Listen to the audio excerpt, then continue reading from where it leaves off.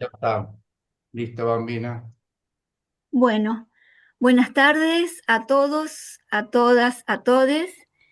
Mi nombre es Bambina Stinga. Circunstancialmente me encuentro en este momento coordinando el Centro Pedro Paz. Hoy es una nueva reunión dentro del ciclo que hemos llamado Nuestra América y la crisis civilizatoria.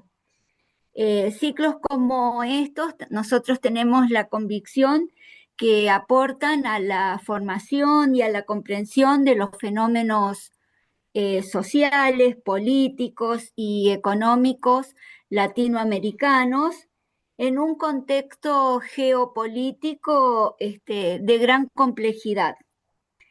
Eh,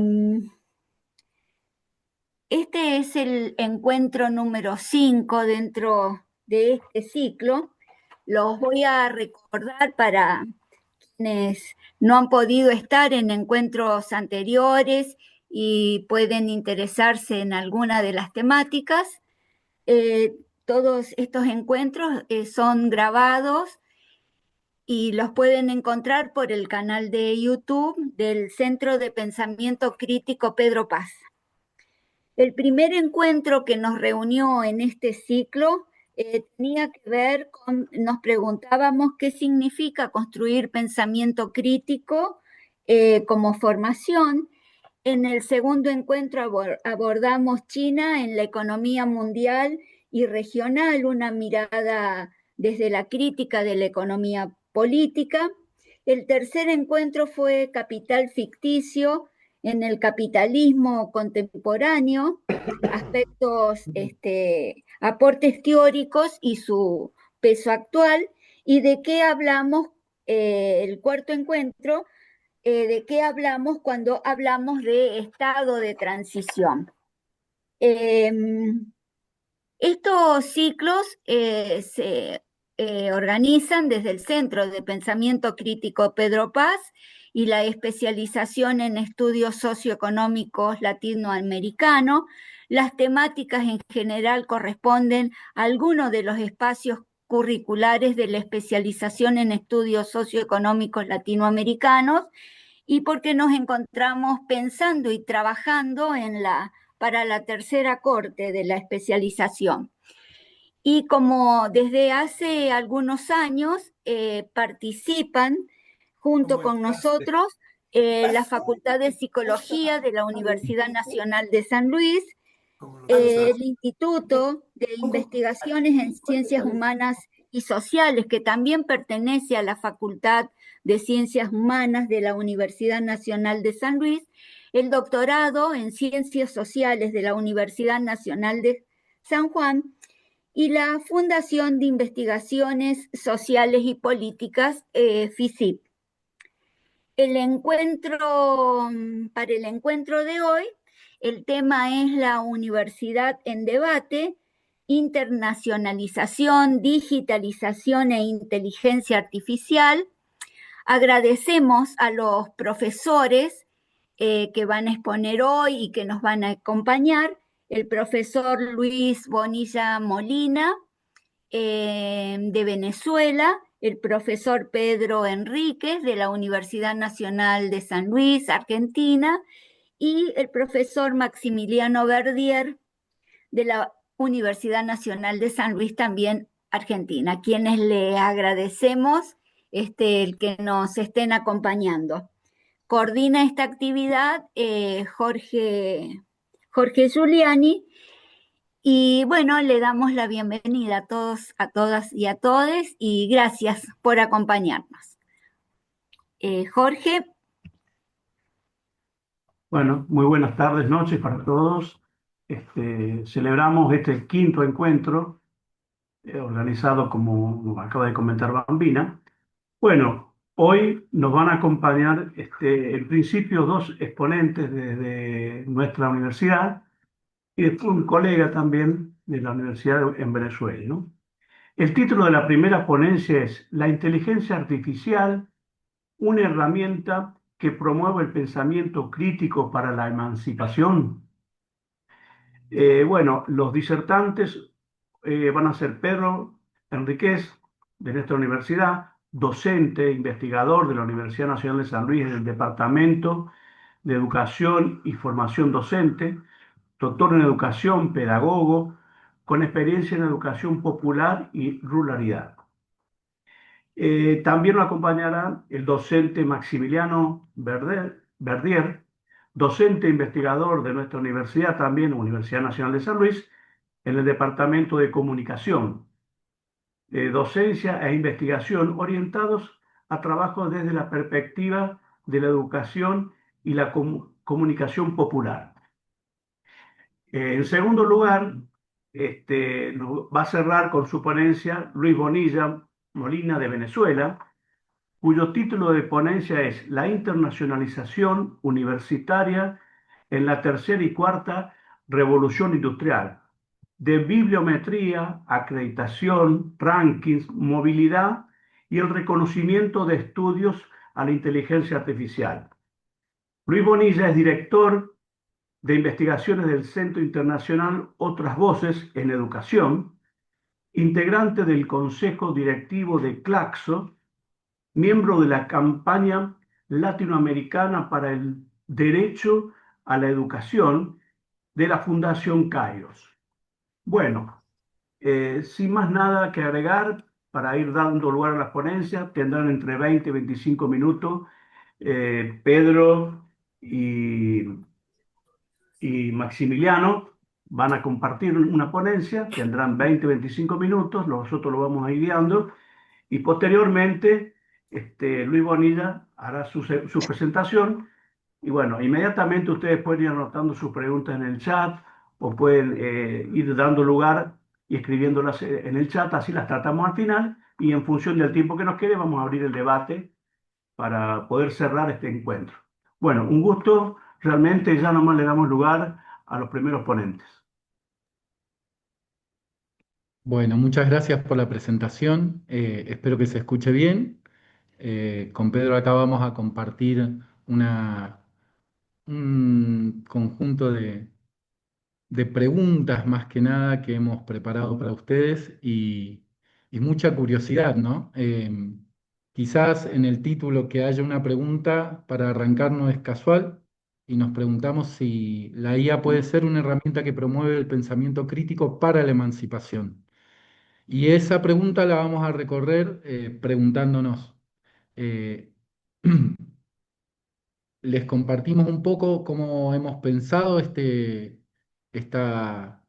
convite y lo vamos a dividir en dos partes. La primera tiene que ver con algunas coordenadas para pensar esta pregunta y en función de esas coordenadas vamos a ver el posicionamiento tecnocrítico, vamos a repensar el concepto de concientización de Freire y vamos a tratar de nutrir algunos conceptos que están circulando últimamente para ver si podemos darle un sentido más propio, que tienen que ver con la transparencia algorítmica y la soberanía digital.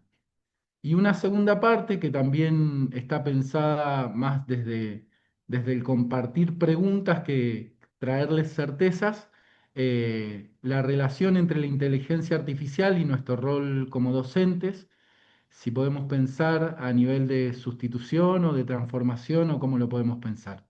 Así es que bueno, por ahí vamos a ir andando y cualquier cosa después lo podemos seguir profundizando. Agradecer al iniciar la invitación, lo que nosotros al principio vamos a tratar de aludir a un conjunto de reflexiones que tienen que ver con la inteligencia artificial. En principio lo que queríamos decir era, miren, nosotros, una advertencia inicial respecto desde dónde estamos pensando esto. Max y yo participamos de algunas preocupaciones que no tienen que ver ni con la sociedad, ni la era digital, ni la inteligencia artificial, ni ninguna otras cuestiones vinculadas a eso. Venimos trabajando y participamos en el proyecto de investigación de quizás en una vereda opuesta, que sería el diálogo de vivires en prácticas de resistencia y de reexistencia. Digamos, probablemente poca, no tiene de alguna una fuerte conexión con estos temas. No obstante eso, nos parecía importante, la pregunta es de dónde surgimos, y básicamente empezó a interrogarnos a partir de de la pandemia, y en la pandemia emergió el tema de la inteligencia artificial. En la pandemia gestó en principio un proceso de digitalización forzada, nos vimos como obligados a tener que empezar a conectarnos con un mundo que prácticamente desconocíamos, teníamos interrogantes muy generales y la inteligencia artificial emergió en el segundo año de pandemia y tuvo un fuerte nivel de expansión. Entonces, ¿cuándo empezamos a interrogarnos? Cuando empezamos a ver que algunos cumpas de la universidad, inclusive con quienes compartimos a veces muchas perspectivas ideológicas y políticas, y digamos que había el tema de la digitalización en general y el de la inteligencia, el de la inteligencia artificial en particular, había gestado modos particulares y posicionamientos muy distintos. Entonces vimos que había compañeros que asumieron algo que nosotros genéricamente llamamos una actitud tecnofílica. ¿Qué quiere decir eso? Algunos compañeros dijeron, mira qué bueno que esto de la digitalización en el sentido de que hay una gran cantidad de alumnos que están pudiendo estudiar y que de otro modo no pudieran estudiar. A nosotros nos favorece la actividad.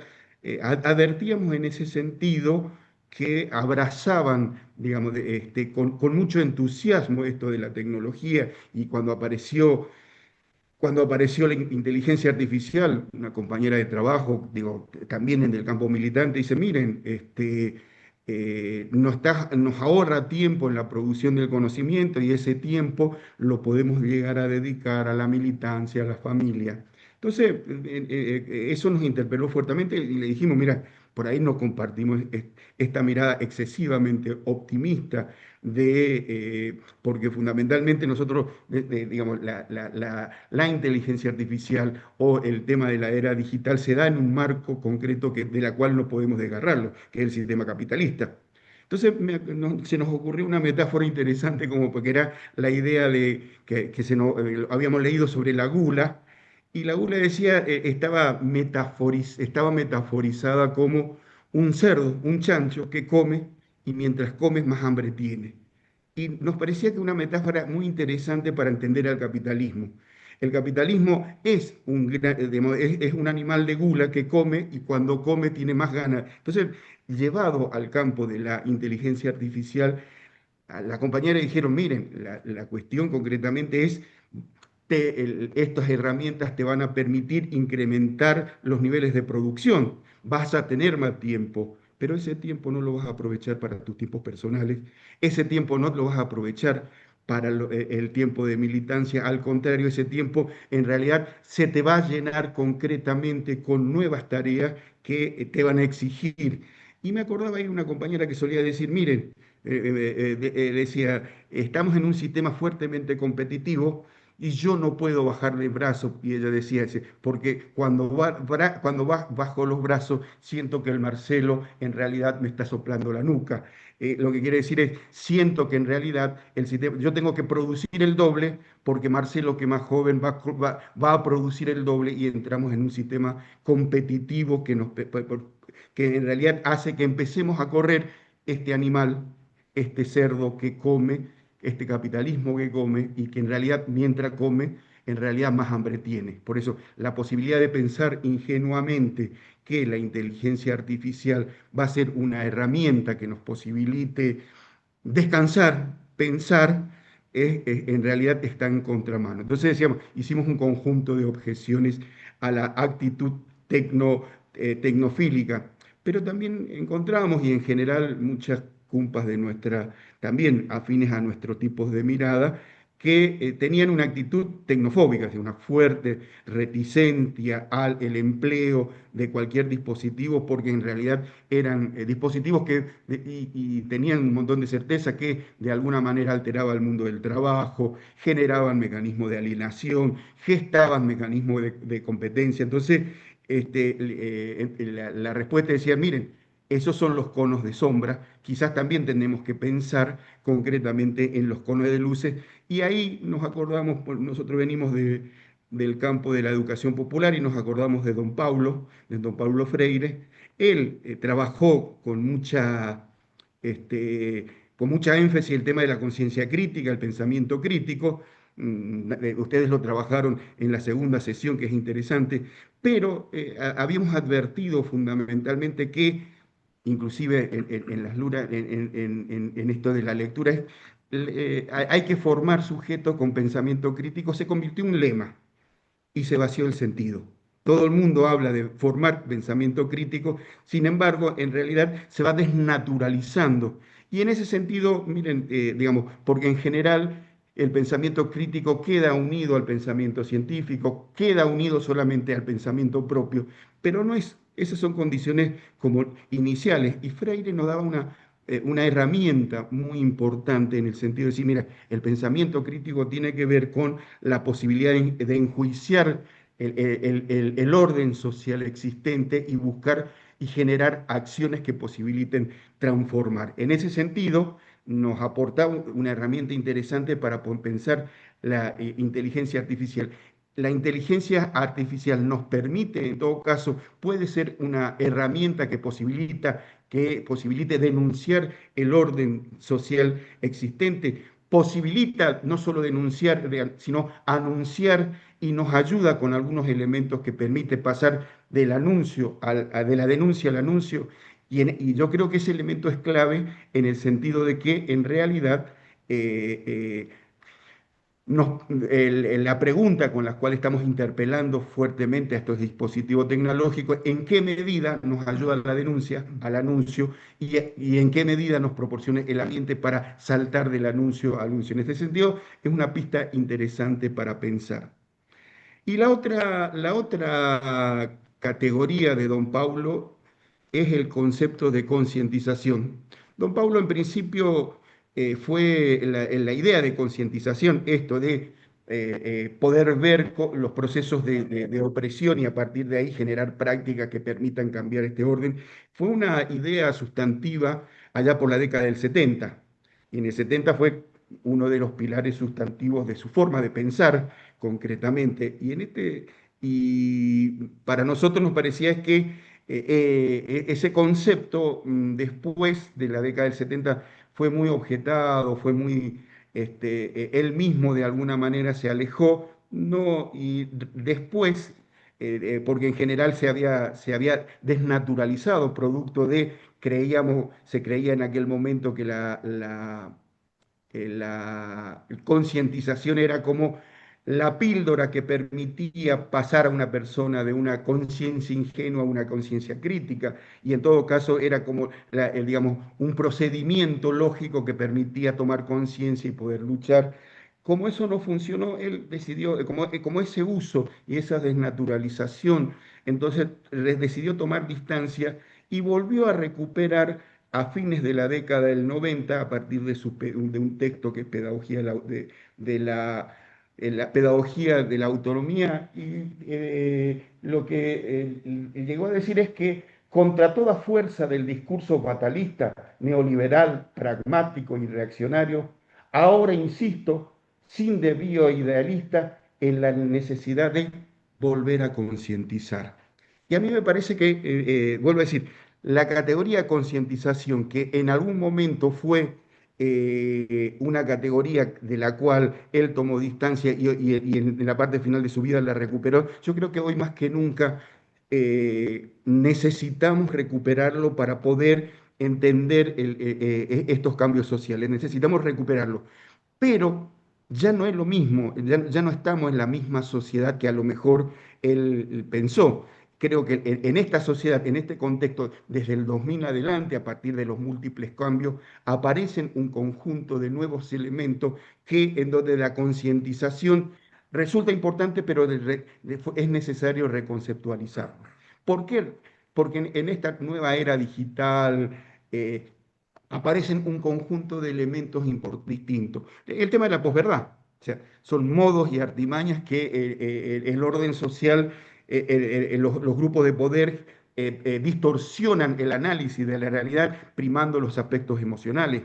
Hay un fuerte, digamos, el tema de la inteligencia artificial gesta una fuerte descorporización. El cuerpo en realidad pasa a ser, el cuerpo humano o el cuerpo solamente pasa a ser el soporte, el telón de fondo de las interacciones digitales.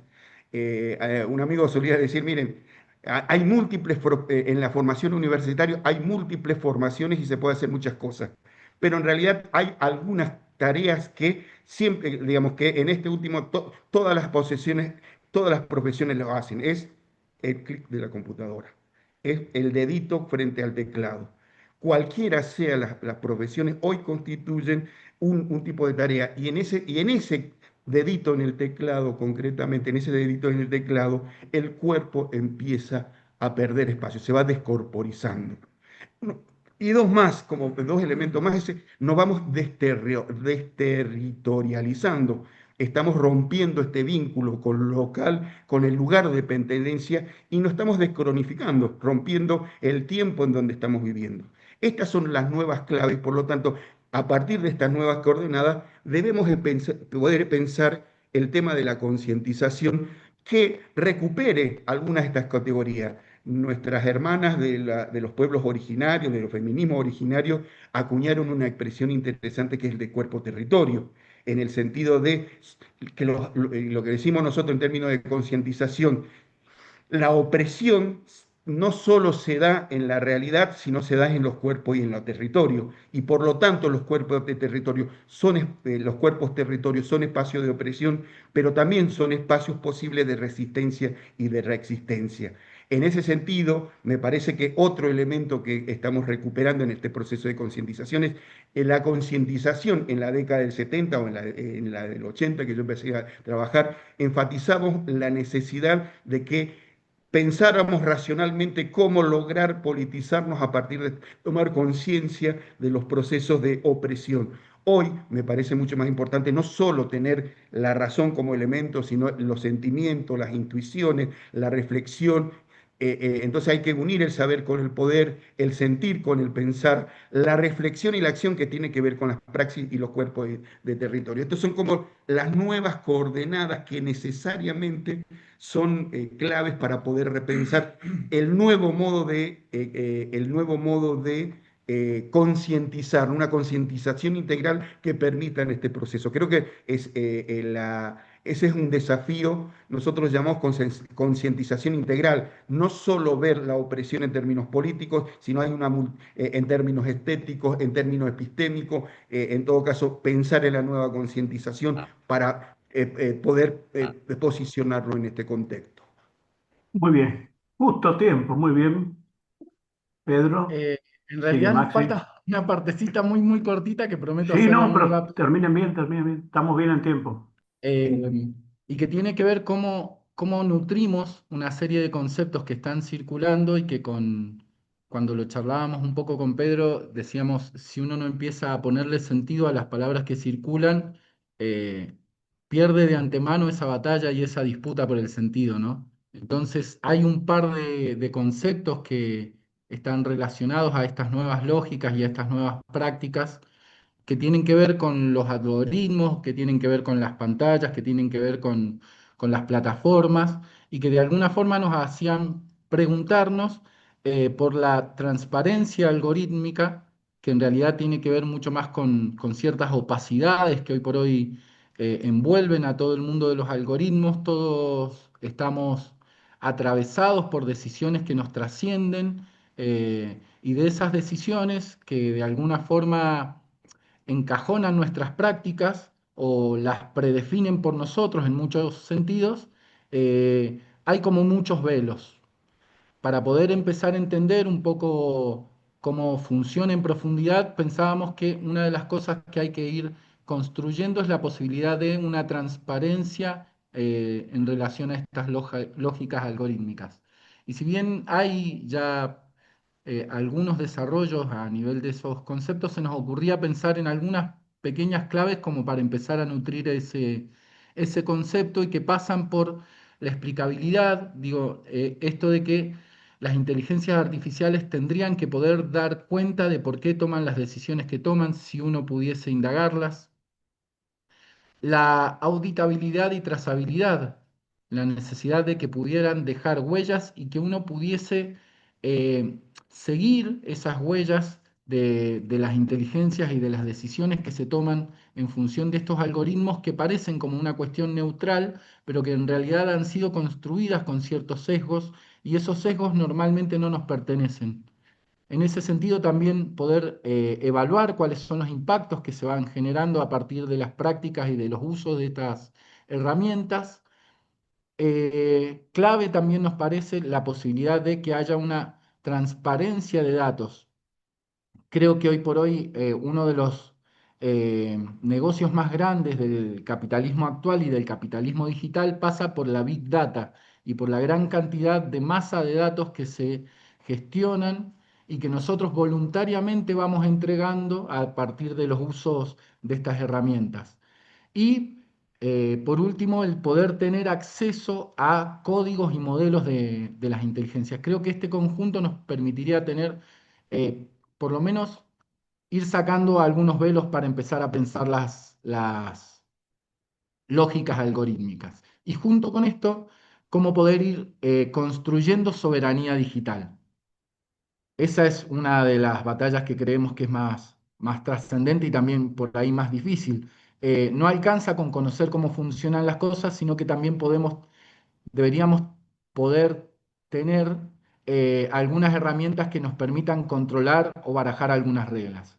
Y en ese sentido creemos que podríamos desglosar este concepto en la soberanía en función de los datos, en la soberanía en función de las tecnologías y también en la soberanía en función de normativas y regulaciones que hoy por hoy ni siquiera están todavía en la discusión en nuestro país, al menos. En la región hay algunos intentos quizás en Brasil o en Chile, pero también son como muy incipientes. Eh, por lo menos desde la curiosidad y desde lo que he podido indagar, digo, la Unión Europea está empezando a buscar ciertas regulaciones, pero creo que para poder construir realmente soberanía debemos poder empezar a plantearnos estos temas. Todas estas coordenadas que nos ayudaban a pensar como la realidad en función de la inteligencia artificial nos llevan a un montón de dudas, en realidad, que es cómo todas estas dinámicas y estas lógicas se insertan en las prácticas educativas, puntualmente en las prácticas universitarias, donde ya están muy presentes en las prácticas de nuestros estudiantes que utilizan las herramientas de forma indiscriminada, pero además muchas veces de forma eh, ingenua o sin preguntarse. Entonces, en función de eso, también se van modificando nuestras prácticas docentes. Y entonces nos preguntábamos qué ocurre cuando estas herramientas son capaces de corregir, recomendar lecturas, responder preguntas a cualquier hora, los 7 días de la semana. ¿Nosotros estamos frente a una amenaza, a una posibilidad de sustitución, o eso es una invitación a hacernos cargo de esas herramientas, empezar a conocerlas, empezar a utilizarlas y redefinir nuestras prácticas? ¿Hasta dónde estamos dispuestos a delegar? ¿Y qué aspectos de esa práctica de aprendizaje son indelegables? ¿Y eso redefine nuestra identidad docente? La posibilidad de que haya la transmisión de contenidos, de evaluación, del acompañamiento humano, de la mediación cultural, puede estar mediada por las inteligencias artificiales. Tenemos muy poca certeza, que más que certeza son como pequeños garabatos, que cualquiera de estas lecturas las tenemos que hacer de manera situada. La relación de estas herramientas en función de las distintas prácticas depende mucho de las condiciones de posibilidad materiales, culturales de cada uno de los espacios. No caer ni en la idea de sustitución ni en la idea de fascinación, sino de pensarnos en relación a posibles transformaciones. Asumir la IA como una herramienta poderosa, pero que nunca es neutral, al menos no hasta que construyamos ciertas soberanías y por último, y con esto cerramos, colocar en el centro de todas estas discusiones dos preguntitas. ¿Para quiénes y para qué enseñamos en la era de la inteligencia artificial? Y también contra quiénes. Dejamos un montón de dudas para después, pero bueno, gracias por el tiempo y seguiremos escuchando ahora. Muchas gracias. Pedro y Maxi. Bueno, pueden ir anotando las preguntas en el chat mientras ya va a dar inicio a su conferencia, su charla, Luis Bonilla. Ya estamos a disposición. Gracias. Le quiero pedir que 5 minutos antes me hagas alguna seña para no excederme, por favor. Bueno, ante todo, agradecer la invitación. Esta es en buena medida una casa a la que cada año asistimos para debatir y reflexionar juntos. Antes de comenzar, quiero expresar dos cuestiones de orden político. La primera, la necesidad de no abandonar en ningún momento la solidaridad con Palestina, incluso el acompañamiento a la flota global como un gesto de esperanza para frenar el genocidio en Palestina. Yo creo que es muy importante no dejar de militar en esa idea.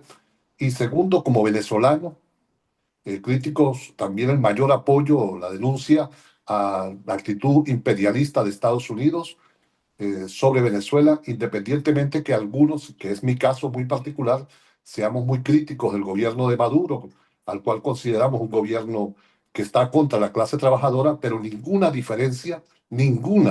puede esgrimirse para no llamar a la solidaridad y la lucha antiimperialista. Cualquier solución a la situación de Venezuela tiene que ser una situación de los venezolanos y de las venezolanas, que es a quienes nos corresponde, y jamás al imperialismo norteamericano. Entonces, llamar a redoblar la solidaridad con Venezuela, a la denuncia a esta ofensiva imperialista contra Venezuela. Disculpen esta pequeña introducción de carácter político, pero me pareció que debería hacerlo antes. Ahora, comenzando. Yo quiero agradecer a Marx y a Pedro ese baño de esperanza, porque en sus interrogantes había mucha esperanza. Yo no soy tan optimista como Max y como Pedro, y les pido disculpas por mi tremendo pesimismo, el pesimismo de mi exposición, que tiene que ver con las posibilidades reales de salir de lo que está hoy planteando el capital sobre la universidad y sobre el tema digital y la inteligencia artificial. El primer tema, por la brevedad, entonces algunas cosas medio telegrafiadas. El primero es que a veces o acostumbramos decir que hay un proyecto del capital sobre la educación, y ese es un gran error. Por lo menos nosotros hemos identificado 8 grandes proyectos del capital sobre la educación a nivel internacional, que compiten, que se contradicen y que coinciden en algunos aspectos, pero que tienen lugar de enunciación diferenciados y también el lugar hacia dónde van las ganancias. Y es muy importante distinguirlo, porque a veces tenemos una idea como si el capital se sentara en algún lado y definiera todas las políticas de manera unificada, y no es tan así. Hay por lo menos, te digo, 8 grandes proyectos del capital, y es muy importante identificarlos claramente para poder hacer análisis de lo que ocurre y poder entender los monstruos de política, o los Frankenstein de políticas educativas que asumen muchas veces los ministerios de educación, que intentan complacer a todos esos proyectos del capital, y al final terminan haciendo una mezcla que no tiene sentido ni coherencia en materia de políticas educativas. Entonces, lo primero es eso, o sea, que necesitamos más análisis de carácter anticapitalista para la educación, y en ese sentido identificar cuáles son los proyectos del capital. Segundo, algunas premisas para comprender las políticas del capital en la educación. El capitalismo de sus orígenes entiende el cerebro, la mente y la educación como si fuera una máquina. Y esto es muy importante para poder comprender luego el conjunto de sus políticas.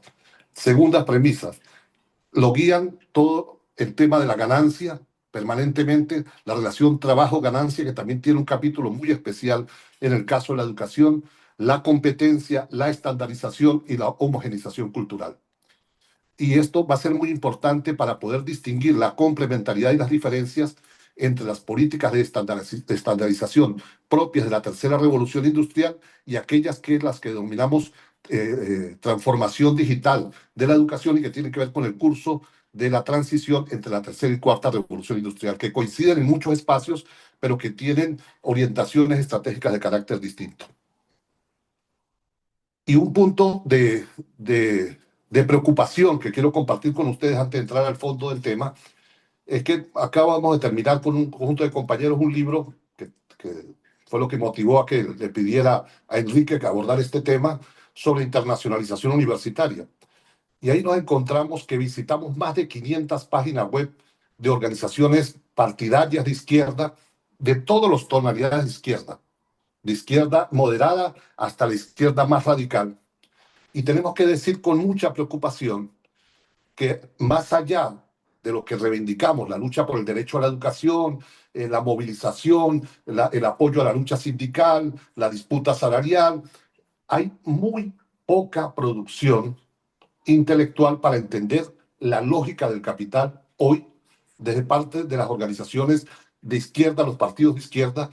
Esa es una gran preocupación para nosotros, porque antes los partidos representaban un poco la vanguardia, eran la síntesis, por decirlo de alguna manera, de lo que podía ser un pensamiento crítico que nos guiara. Y hoy, en el caso por lo menos de la educación, la izquierda en general pareciera también tener su propia crisis de comprensión sobre lo que ocurre en materia educativa. Y digo, repito, la izquierda en general de todas las tonalidades. Primer punto, internacionalización universitaria. Ahí hay otro problema. Cuando revisamos una parte importante de la bibliografía de izquierda sobre el tema, pareciera entender la internacionalización como un periodo nuevo, es decir, un periodo que tiene que ver con la égida neoliberal, y cuesta mucho comprender la internacionalización como una constante en la historia de la universidad latinoamericana. El trabajo que hemos venido realizando, y he compartido algunos textos, y me comprometo esta semana a hacerle llegar con Enrique las versiones actualizadas de los documentos, hemos tratado de identificar algunos ciclos de esa internacionalización que tienen particularidades. Aquí solo los voy a mencionar.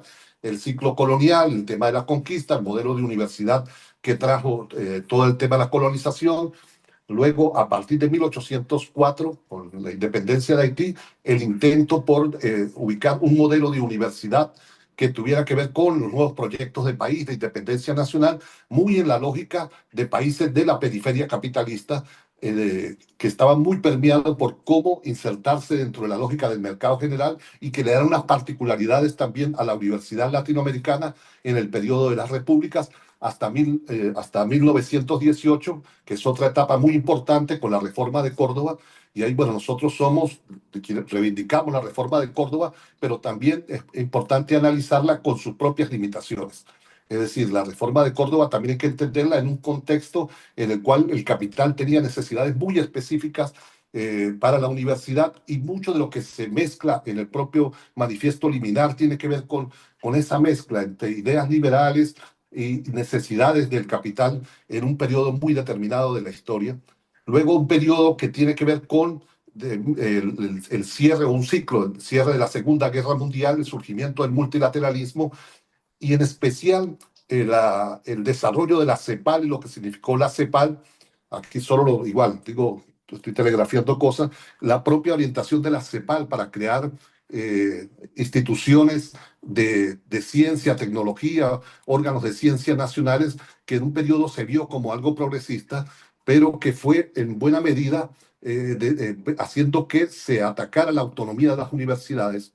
Hoy muchos, incluso sectores de izquierda, reivindican todo el papel de los organismos nacionales de ciencia y tecnología, pero cuando vemos, son los que están determinando, en la mayoría de casos, las agendas educativas para optar hoy al financiamiento de muchas de estas agendas educativas. Hay que entrar dentro de las líneas que corresponden gobiernos, incluso de carácter neoliberal, lo que ha sido también una forma de romper con la autonomía investigativa de las universidades, y que tiene que ver con la lógica del desarrollismo post Segunda Guerra Mundial. Y hay una etapa que es la más importante, que comienza en 1961, y ahí hay toda una serie de discusiones cuando comienza la tercera revolución industrial.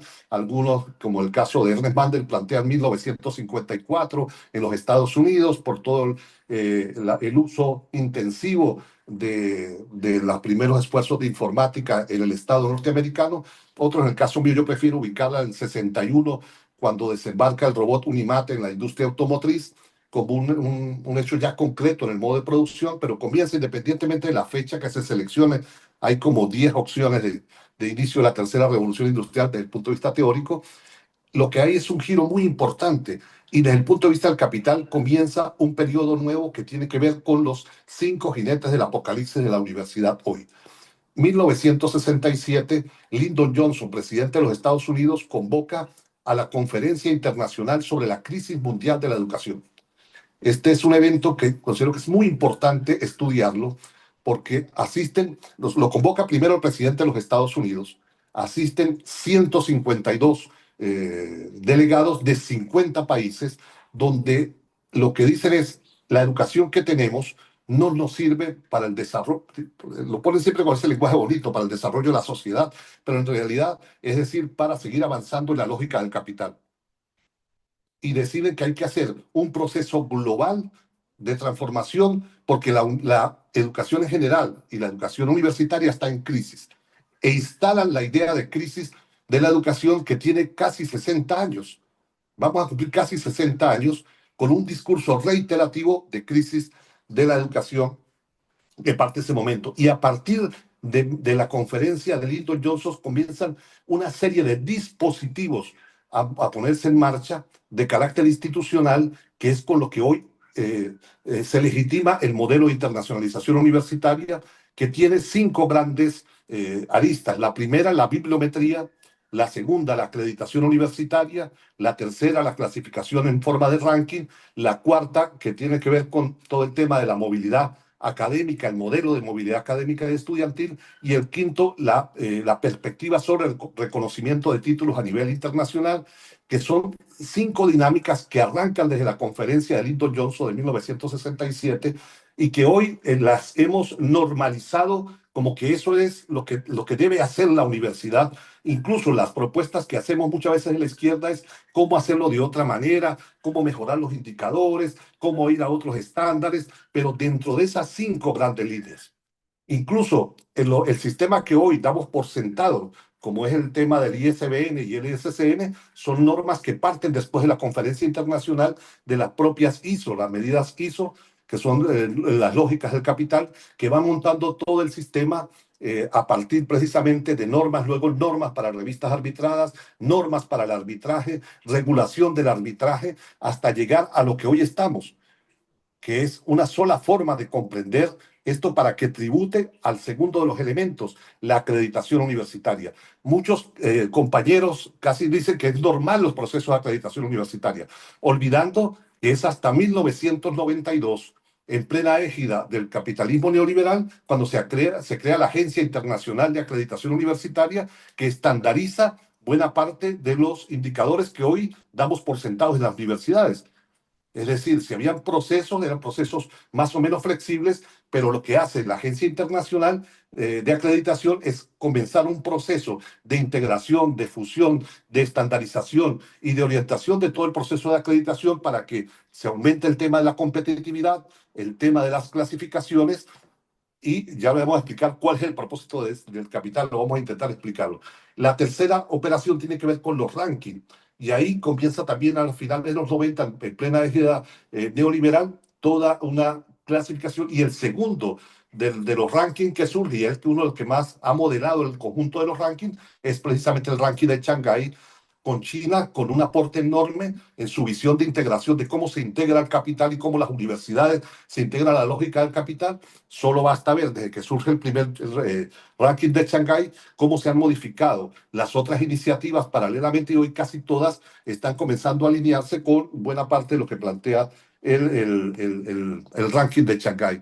La cuarta operación tiene que ver con el modelo de trabajo que requiere el capital en este periodo. Y ahí es muy importante, para poder entender migración, movilidad académica y estudiantil, el estudio primero un estudio que hace Byung-Chul Han, el filósofo surcoreano que trabaja ahora en Berlín, tengo entendido que todavía está en Berlín, bueno, que hace una distinción importante entre biopolítica, y hoy todavía, a pesar de eso, muchos siguen pensando que lo privilegiado del régimen capital es la biopolítica, pero sobre todo en temas de movilidad, en movilidad académica estudiantil, cómo el neoliberalismo impone un nuevo modelo, tanto de formación como de movilidad, que él le da el nombre de psicopolítica, como un rasgo que supera al propio régimen de la biopolítica. Y finalmente, el tema del reconocimiento de títulos, que también arranca en la década de los 70 y que acaba de tener en el año 2019 una nueva edición de lo que hoy se intenta construir como un consenso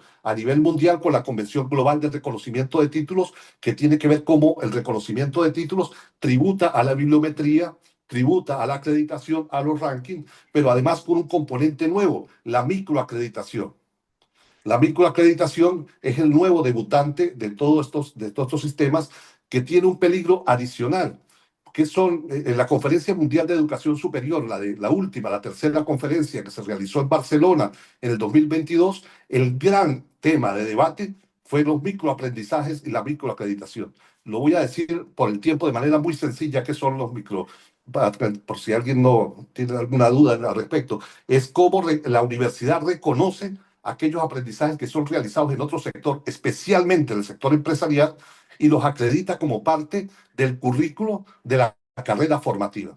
Y esto es peligroso porque la directora de proyectos del Banco Interamericano de Desarrollo decía en 2019, 3 años antes de esta conferencia, que las universidades ya no tenían ninguna razón de existir.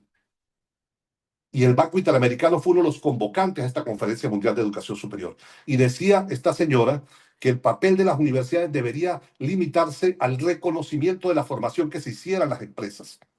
Esta es una nueva ofensiva del capital, que ya no es solo el modelo de la educación como mercancía de los 90, donde el currículo era coaptado por las empresas, sino ahora hay un esfuerzo sistemático para que sean las propias empresas donde se dé la formación, incluso planteando la extracción de fondos públicos que hoy son destinados a la universidad pública para esa formación en las empresas, y que sea la universidad la que acredite. Esto hoy tiene un peso mínimo, pero si vemos es una moda en toda América Latina.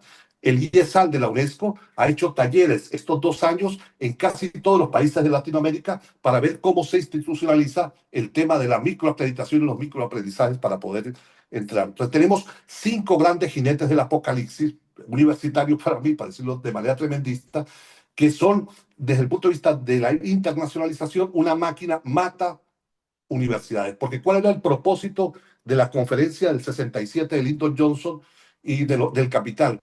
Que había que ver cómo la universidad lograba mejorar su ritmo de incorporación de la innovación, porque el proceso en el cual la universidad incorporaba lo nuevo para enseñarlo era de desfase absoluto, y que había que ver cómo la universidad más rápidamente incorporaba el conocimiento de punta, de innovación, de tecnología, para que pudiera formar más rápidamente los profesionales, porque aquellos que estaban saliendo no tenían la formación de punta, de la innovación y la tecnología de punta, 1967. Esto fue confirmado por el informe Faure de la UNESCO, que en su capítulo 2 dice de manera lapidaria: las sociedades del mundo ven a la educación con gran preocupación, porque ha perdido su capacidad de prever el futuro inmediato y las profesiones, y de proveer el conocimiento actualizado. Lapidario lo que dice el informe Faure en su capítulo 2, pero tiene que ver con las exigencias de la Conferencia Internacional de Educación Superior. No sé cómo voy de tiempo. Quedan 2 minutos, Luis. Bueno, para ir entonces cerrando, disculpen lo atropellado, es al final inteligencia artificial. Yo sé que en la universidad está instalada la idea de que casi la pandemia nos trajo, como lo decían Marx y Pedro, nos trajo todo el tema de la inteligencia artificial, la conectividad. Pero no es tan así. En el 2015, en Incheon, Corea, en el Foro Mundial de Educación convocado por la UNESCO, las 11 corporaciones tecnológicas más importantes señalaron que en un horizonte máximo de 10 años, o sea, hacia el 2025, la virtualidad y lo digital iba a estar en el centro de lo educativo. Eso fue el anuncio del Foro Mundial de Educación ante los ministros de educación de todos los países. Y lo que ocurrió en el 2020 fue una aceleración de este proceso, en las propias palabras del Foro Económico Mundial de Davos.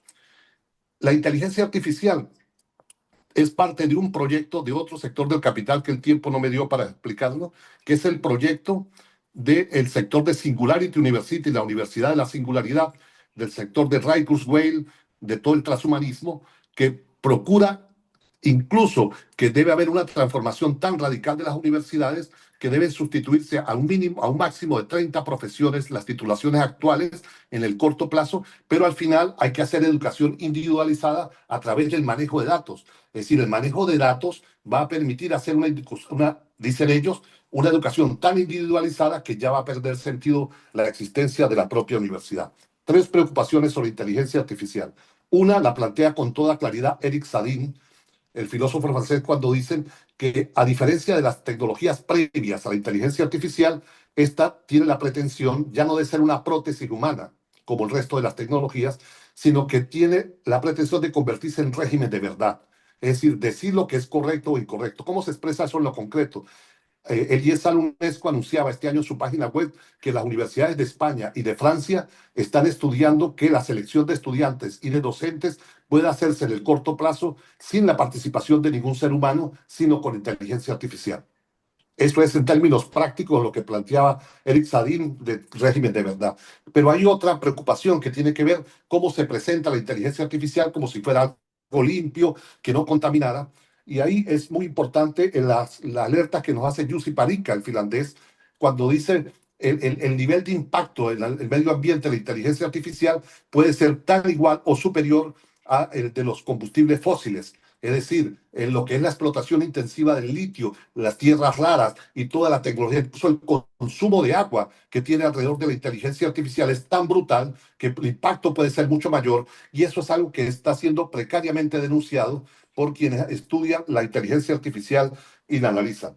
Para finalizar, yo creo que es muy importante para poder comprender lo que pasa, independientemente que nos guste o no, estudiar o tratar de repasar el debate entre biopolítica, psicopolítica y régimen de datos para poder entender esta transición y este choque entre por lo menos tres grandes proyectos del capital alrededor de la agenda educativa. Disculpen lo atropellado, pero el tiempo no da para más. Gracias. Bien, muchas gracias, Luis. Bueno, no veo preguntas todavía en el chat. No sé si alguien quiere hacer alguna consulta. No veo yo si hay manos levantadas. No sé si Enrique ves algo ahí. No, no, no, por lo menos hasta ahora no hay nada. Una pregunta, una pregunta para los compañeros que hablaron. Muy interesante, muy rápido, pero muy atractiva la presentación de Luis y Maxi y Pedro. Bueno, muy didáctica, con muy buenas preguntas, muy interesante. Lo que me interesa es, ante los desafíos que plantean la primera intervención y la crítica que plantea Luis de las estrategias del capital, las múltiples, las ocho, las distintas, el tema de cómo abordar el presente, cómo hacer la crítica y cómo transformar. Hace muy poquitos días, semanas, Paul Krugman, en una de sus comunicaciones, polemizando con Trump, está privilegiando la polémica con Trump hoy, como buen demócrata que es, y él decía sobre este tema de la innovación, los republicanos y la derecha miran con simpatía al blockchain, a las criptomonedas. Mientras que MAGA y la ultraderecha ve a la inteligencia artificial como de izquierda. Y da el ejemplo, dice, si ustedes hacen el ejercicio de ir a la inteligencia artificial a cualquiera y le preguntan por el cambio climático y va a dar todas respuestas que no están vinculadas al negacionismo de la ultraderecha, con lo cual sería la inteligencia artificial daría respuestas de izquierda.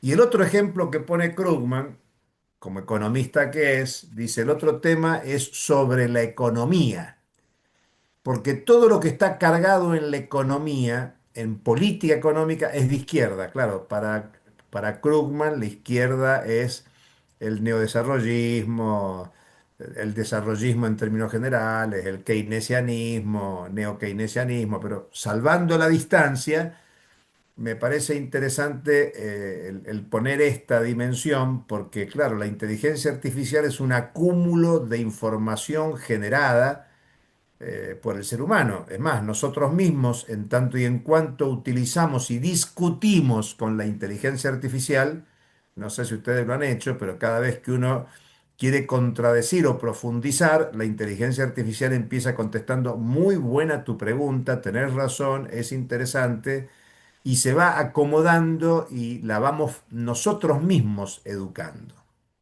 Entonces, combino las dos preguntas, donde los compañeros al inicio preguntaban, bueno, nuestro papel como docentes, como miembros de la comunidad universitaria, y en función de lo que decía Luis, en materia de pensamiento crítico, de crítica de la realidad que nos toca en este capitalismo de época. Bien dijiste vos, el manifiesto liminar es una crítica de época que, claro, que también era adaptativa a las necesidades del capitalismo de época. Bueno, ¿cuál debería ser un enfoque de carácter confrontativo para generar mecanismos de construcción propia desde el pensamiento crítico? Hasta ahí. Gracias, Julio. Ernesto, seguimos, me parece. Sí, yo para ayudarte, Jorge, hay una pregunta que si querés leo en el chat. Y de paso agrego mi consulta. En el chat, Sonia Torres hace una introducción y una pregunta que las voy a leer para que les quede. Eh, Dice lo siguiente: las preguntas fundamentales sobre el papel de la universidad en la producción de conocimiento y su responsabilidad se relacionan con la investigación científica, la necesaria contribución al desarrollo social y tecnológico, la urgente formación de investigadores, la generación amplia de debates críticos y la difusión del denominado saber a la comunidad en general. En este contexto, pregunto: ¿orienta la universidad sus investigaciones hacia la resolución de problemas sociales o continúa tratando de resolver el dilema de si la ciencia es neutral o no, convirtiéndose en un ente ajeno a la realidad económica política del entorno? De ser así, alejada de la que le rodea, de lo que lo rodea. Y una pregunta final: ¿a qué se puede atribuir esa inactividad? Esas son las consultas que dejan ahí en el chat. Yo agrego una consulta mucho más acotada, ya que estamos en presencia de, bueno, por lo menos dos grandes estudiosos de la universidad, pero también de pedagogos, digo, además de Maxi, que lo conozco con toda su impronta y todo su trabajo en docencia. Hace unos días leía un informe que se redactó, que se publicó ahí en el New York Times, y hablaba, en función de todo el proceso de digitalización de la inserción de la inteligencia artificial en el espacio áulico y en la dinámica cotidiana con los estudiantes y con los docentes. La autora planteaba como posible solución y como en todo caso interrogante la vuelta a la escritura en aula, a la escritura en formato de ensayo y de escribir de forma, ¿no?, con lapicera y en papel, como una dinámica necesaria ante la irrupción de la inteligencia artificial y todo el proceso de digitalización que de alguna manera ha transformado la manera en la que los estudiantes y los docentes se relacionan con el conocimiento. Entonces, bueno, ahí en ese informe hablaban sobre la necesidad de recuperar una matriz, una herramienta histórica como es la escritura en el aula y la discusión a partir de lo que se haya escrito, sin mediación tecnológica, entre comillas lo pongo, en esos términos. Digo, algún comentario al respecto. A mí me sorprendió el informe ese publicado, y en función también de toda esta cuestión noticiosa que se armó respecto a cómo habían fraguado los exámenes a través de inteligencia artificial, etcétera, etcétera, etcétera. Así que ahí está mi consulta más puntual a nuestros queridos panelistas, y muchas gracias, y la verdad muy claros los tres. Muchas gracias. Gabriela. Sí, hola, ¿qué tal? Buenas noches. Súper interesantes las dos presentaciones. Una pregunta, y por ahí medio dialogando con Julio también. Hace poco nombraron a los altos ejecutivos de las compañías tecnológicas como oficiales de alto rango del ejército de Estados Unidos.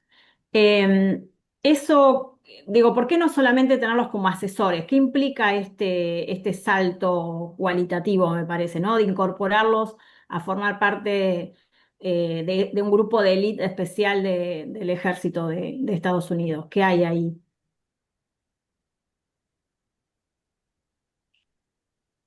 Hasta ahí. Muchas gracias. ¿Hay algún pedido de palabra más? Si no, si les parece, vamos con las Yo no respuestas. sé cómo Pueden... se... Perdón. Ahí Patricio está pidiendo la palabra, Patricio Godoy. Bien, bien. Yo. A ver. Hola, ¿me escuchan? Sí, sí, sí, bien, bien. Bien, bueno, muchísimas gracias, los tres expositores. A mí me quedaba la duda, ¿no? Estaba pensando mientras escuchaba los expositores. Yo vengo del campo de la psicología y aplicada al ámbito del trabajo, ¿no? Y además de interrogarme sobre lo que sucede con la IA y otras diversas tecnologías, me interrogaba también qué nos pasa a nosotros como sujetos trabajadores frente a este impacto, digamos, de los modos, de las formas de hacer dentro de lo que tiene que ver con el espacio áulico. Entonces pensaba cómo también nos atraviesa estas formas de amenaza que siempre han constituido, digamos, la cuestión tecnológica en este supuesto reemplazo, digamos, del humano en los ámbitos de trabajo.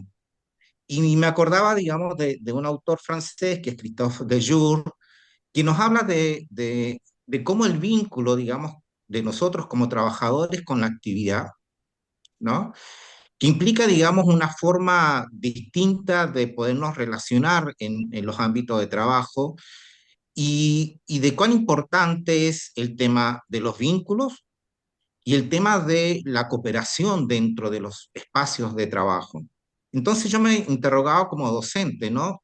¿Qué es también lo que uno está dispuesto a abandonar o qué es lo que uno está dispuesto también a resistir en ese pequeño espacio que tiene que ver con el mundo, digamos, en el aula?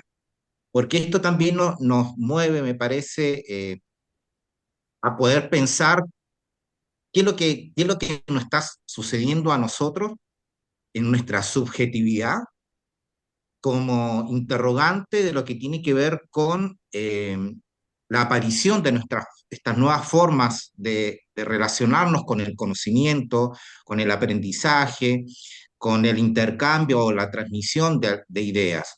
Entonces yo me preguntaba, bueno, creo que nosotros como sujetos también nos tenemos que preguntar como trabajadores, bueno, ¿cómo nos impacta en nuestra subjetividad estas nuevas formas de vínculos? ¿No? Y si eso no tiene que ver también con interrogantes y con alguna forma de sufrimiento, porque de alguna manera está cuestionando o está haciendo pensar lo que nosotros hacíamos o hacemos o pretendemos hacer en la cotidianidad en el espacio áulico, que tiene que ver con la generación de conocimiento, de poder cuestionarnos, interrogarnos un poco lo que planteaban los compañeros ahí. Entonces, me genera como con mucha duda, muchos interrogantes, a dónde avanza esto, no solamente con la universidad, con los espacios áulicos, con la internacionalización de la educación y todo lo que tiene que ver con esto, sino que también cómo nos interpela a nosotros como sujetos trabajadores.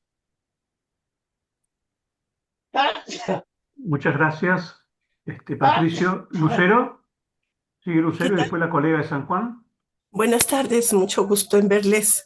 Soy Lucero Jiménez de la UNAM de México. Muchas gracias por las presentaciones, fue todo muy interesante. La verdad es que cada apunte es como para hacer un diálogo muy amplio. Yo me quedaba pensando en dos aspectos.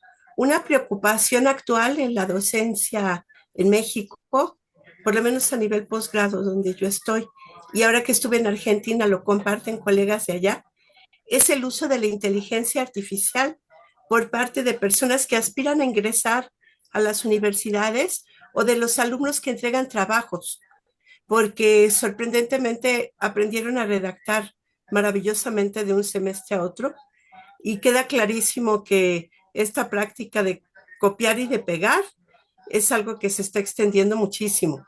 Entonces sé que hay mecanismos, la UNAM lo usa, para ver de dónde vienen los textos, pero aquí tenemos una problemática porque no está todavía legislado, no se sabe qué hacer ante esto cuando los alumnos hacen uso de la inteligencia artificial de esta manera. Y por otro lado, y para mí más relevante, es el papel de la universidad pública en lo que es la lucha de la gente concreta y los problemas nacionales.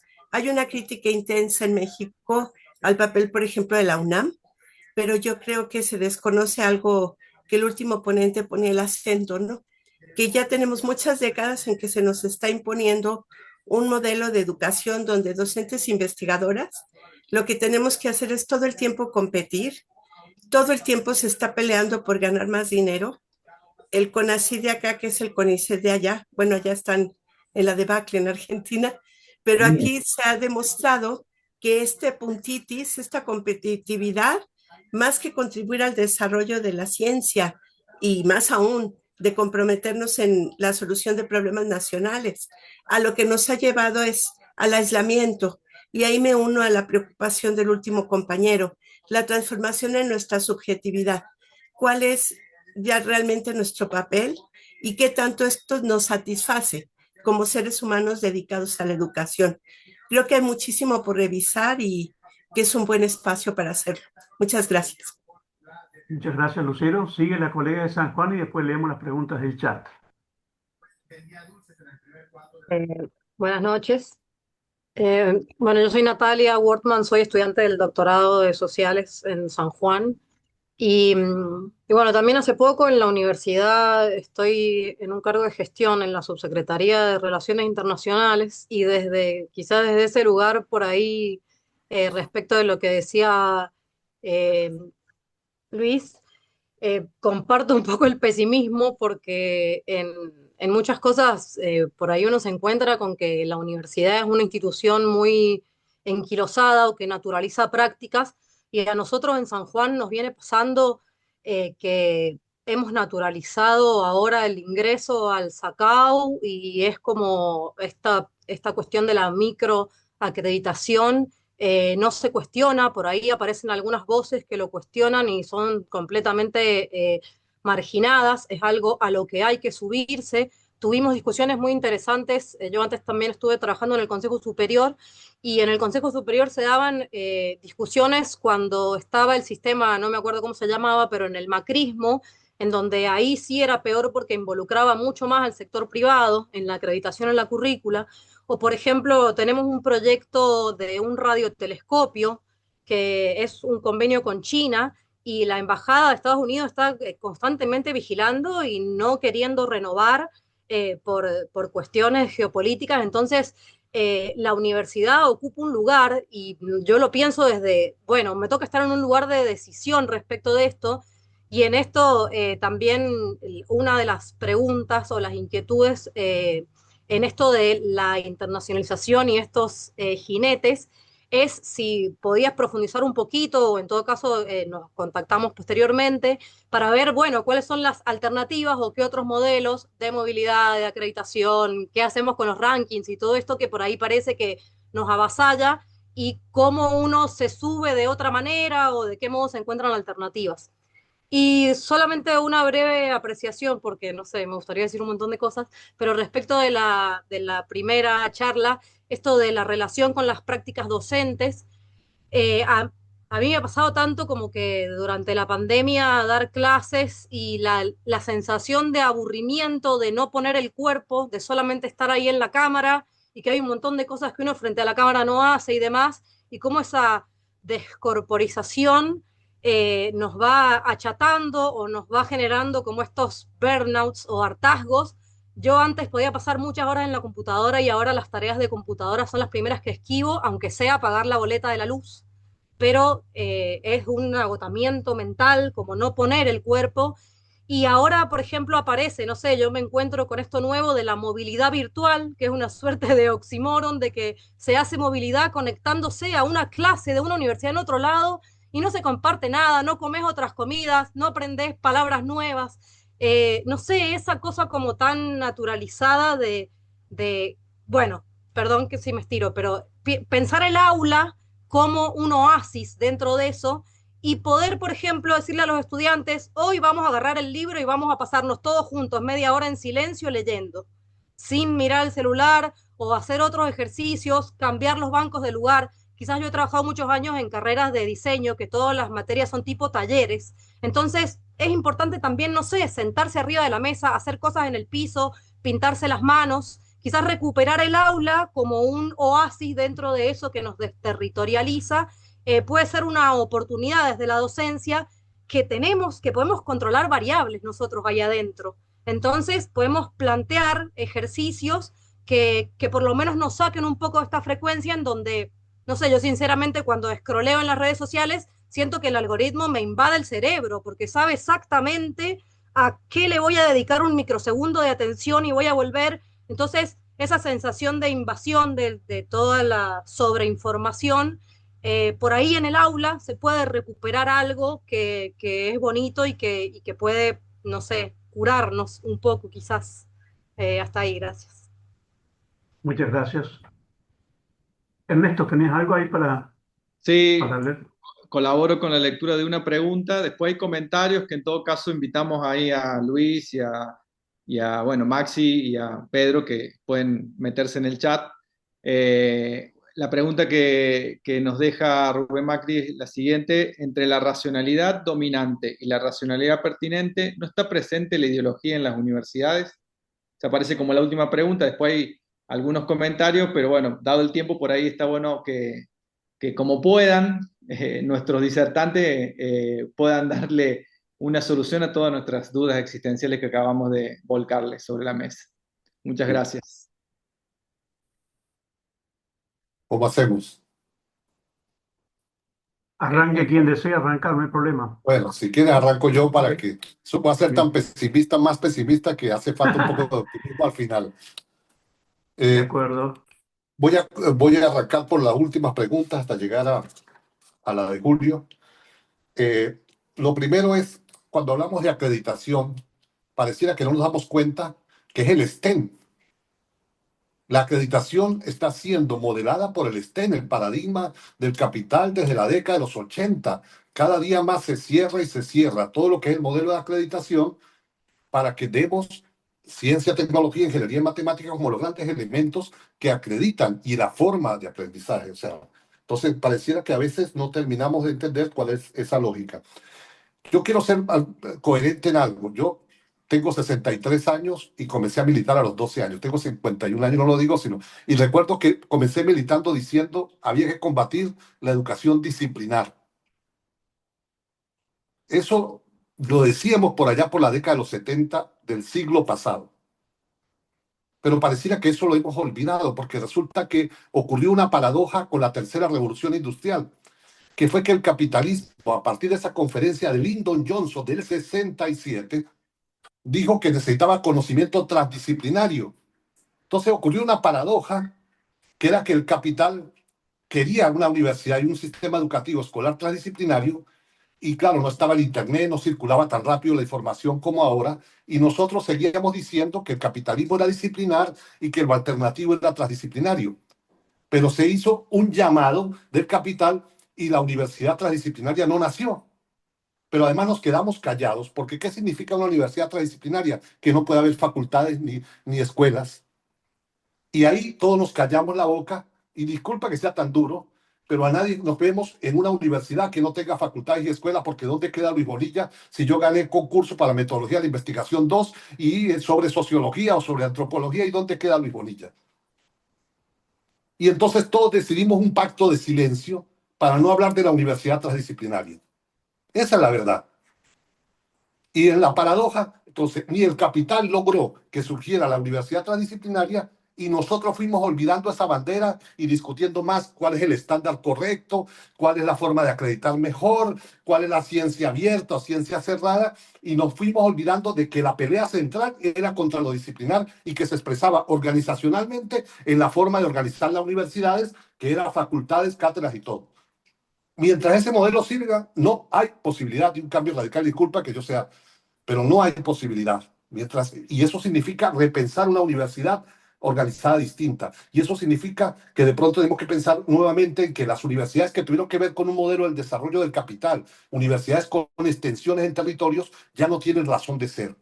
Hoy tendría que ser universidades más territorializadas, más pequeñas, más contextuales. O sea, eso es todo un debate, no da tiempo acá, pero hay que hacer una discusión sobre qué universidad necesitamos. Pero todas las universidades, las grandes universidades que tienen facultades y extensiones por todos los territorios de nuestros países se van a sentir ofendidas y los docentes que forman parte también se van a sentir atacados.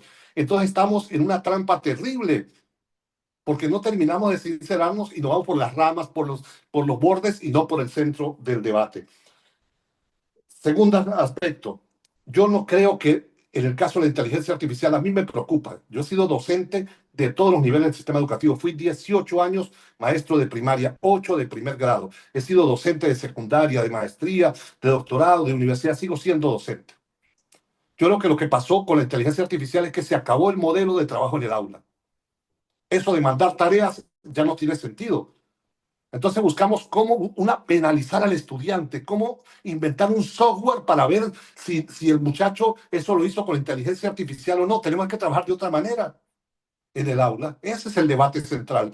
Y entonces tenemos que hacer discusiones distintas hoy. Y discusiones distintas como cuáles.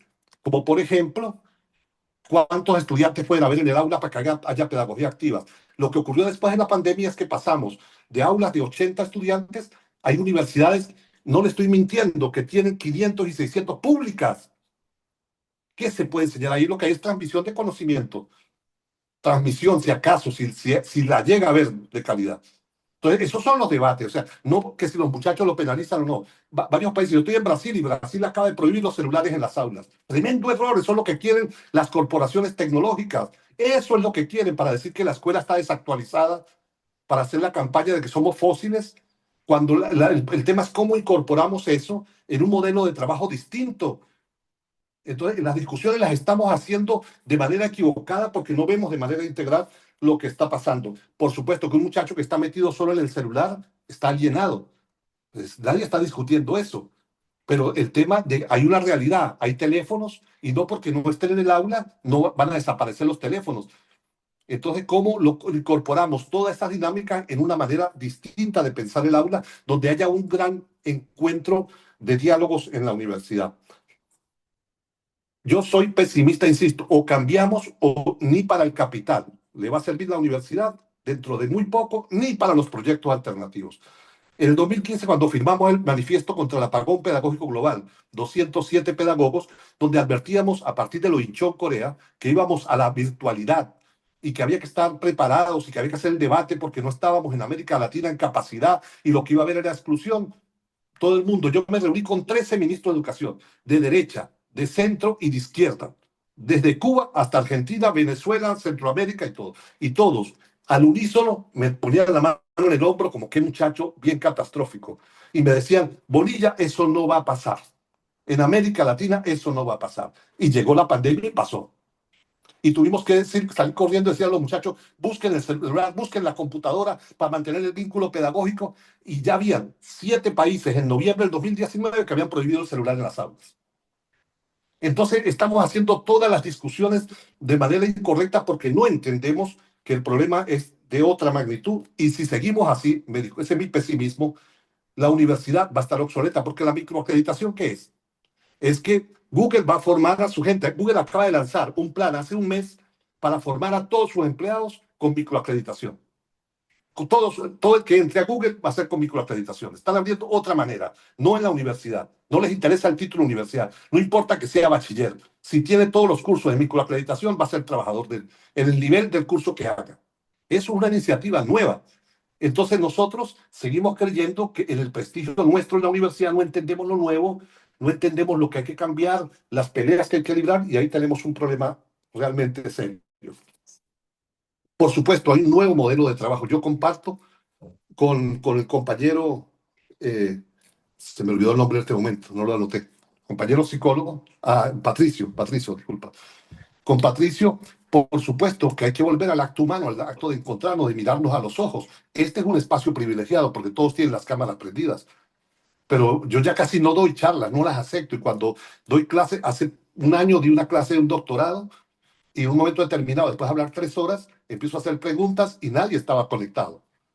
Dije, más nunca vuelvo al requisito que estén, porque nadie me respondía a las preguntas. Yo tenía 2 horas hablando en un horario que además es una cosa loca. Nosotros los que estudiamos pedagogía sabemos que los 45 minutos de clase no es una necedad, que hay una parte que es motivación, 5 o 10 minutos, 20, 25 minutos de concentración para el aprendizaje y luego ya cerrar porque la atención cae. Y de pronto resulta que damos 6 horas virtuales seguidas y suponemos que alguien está aprendiendo. ¿Dónde hay la teoría pedagógica que sustente eso? Que alguien me la diga, si alguien la sabe, me corrija, por favor. Que me corrija. ¿Cuál teoría psicológica, pedagógica dice que la atención se mantiene durante 6 horas de conexión virtual? Los de Singularity University, el proyecto del capital en Silicon Valley, se burlaban durante la pandemia de lo que estábamos haciendo los docentes y decían, la virtualidad se debe usar máximo 10 minutos seguidos. El capital, esa es la discusión que está haciendo el capital. Entren a los foros de Singularity University. Y nosotros solo lo discutimos, es más, las autoridades dicen que hay que supervisar, ahora hay un nuevo modelo de supervisar. A ver si el docente está entrando a todas las horas virtuales, qué sé yo. Y además ahora somos los docentes quienes estamos peleando porcentaje de virtualidad, ya no las autoridades, sino que haya un 40, 30%, pero además eso significa, yo le digo a todos los compañeros, los sindicatos docentes con los que trabajo, quien pida hoy horas virtuales o acepte horas virtuales sin pelear para que la universidad o el Estado pague la conexión a Internet y los equipos de conexión, está ayudando a un nuevo modelo de privatización educativa que sale del bolsillo de la clase trabajadora hacia las grandes corporaciones tecnológicas. El silencio no vale. Eso es privatización.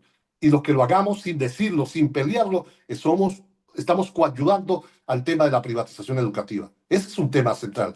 Pero entonces vemos docentes de izquierda, de sindicatos, amigos míos, colegas, a los que yo amo, a los que quiero, pidiéndonos, yo quiero dar 30%, 40%, y sacan argumentos. El muchacho ahorra el pasaje y no va a la escuela, qué sé yo, cuando es el encuentro humano lo que define. Empezamos a hacer argumentos por las ramas cuando ahí hay otro problema. Ajá. Sí, la inteligencia artificial, a veces yo escucho los discursos sobre la inteligencia artificial y que no entre a las aulas. Y me recuerda a los debates, no soy tan viejo, pero lo que he leído, los debates de la Iglesia Católica con la imprenta. O sea, cuando dicen que la escritura, yo veo los debates sobre que la escritura, y yo veo lo que decía la Biblia, los teólogos, que había que copiar la Biblia con la mano, que eso estimulaba la memorización, todo, casi que es lo mismo. O sea, sí hay que escribir, hay que ejercitarla, pero eso era antes de la inteligencia artificial y ahora sigue siendo. Hay que fomentar la escritura, hay que fomentar la lectura. Pero eso no significa que entonces allá tengamos que sacar la inteligencia artificial y le echemos la culpa a la inteligencia artificial de lo que no hemos hecho previo. Porque aquí hay problemas que son previos y que no lo hemos abordado adecuadamente. ¿Cuál es el problema? El capital, lo digo así telegrafiado, tercera revolución industrial, primera y segunda, disciplinariedad como paradigma de gestión y de producción del conocimiento. Tercera revolución industrial, transdisciplinariedad, y no lo entendimos. Y ahora, si leemos los textos del Foro Mundial, del Foro Económico Mundial, plantean una cosa superior a la transdisciplinariedad. Yo le he llamado convergencia heurística, pero de pronto tiene otro nombre, pero no lo terminan de definir, pero piensan un conocimiento distinto a la transdisciplinariedad. Y nosotros eso no lo debatimos en ningún lado, no lo estamos discutiendo. El Foro Económico de Davos, donde va de Xi Jinping hasta las autoridades de Estados Unidos, viene planteando los últimos 4 años que se reúnen, los últimos 4 años, que no debe haber más de 30 titulaciones en el mundo. Y yo pregunto, ¿dónde lo estamos discutiendo?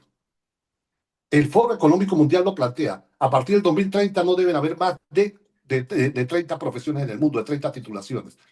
Yo no estoy diciendo que tienen razón, pero ¿dónde lo estamos discutiendo? ¿Dónde estamos diciendo eso no tienen razón, las razones por las cuales se equivocan? No, preferimos mirar para otro lado y seguir en el debate de que si es inteligencia artificial o no, porque los otros debates nos pueden llevar a un cambio mucho más radical y estructural.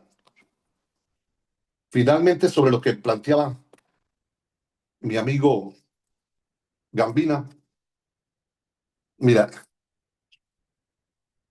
la inteligencia artificial no es que sea, además que en esta etapa que se llama inteligencia artificial generativa, es un estado del desarrollo de la inteligencia artificial.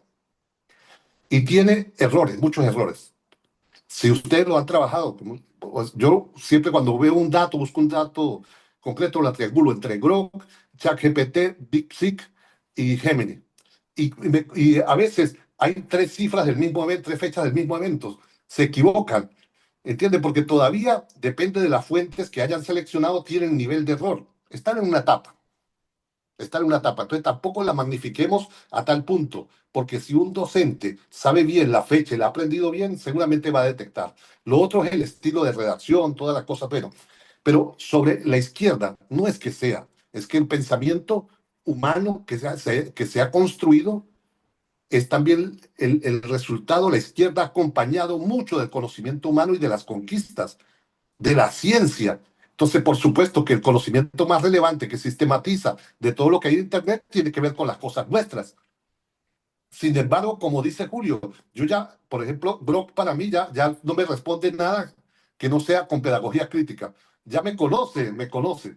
¿Entiendes? Tanto ellos van en eso es lo que van haciendo simplemente agrupaciones. ¿Entiendes? Y bueno, tenemos que entender, es una herramienta, pero también no era Google. Porque, ojo, antes íbamos a las librerías, íbamos a las bibliotecas y dejamos de ir tanto para usar Google y buscar los PDF y empezamos a ir a Z Library y a descargar los libros y entender digital y hacer síntesis. Entonces, hay cosas que la inteligencia artificial nos puede servir ahora, pero la pelea central tiene que ver con otros elementos, Julio. Para mí, el problema central hoy es que hay un sector del capital que quiere destruir la universidad. Y eso no es un tremendismo. Trump, en su primer periodo, y no es cualquier presidente, y yo creo que el tipo, yo no soy de los que dice que es un loco, yo creo que es un tipo ultra conservador, con un proyecto que expresa una clase política, y en su primer periodo él planteó a Betsy DeVos, que era su secretaria de Educación, que había que eliminar el Departamento de Educación. Y no lo logró porque no tenía mayoría en el Senado.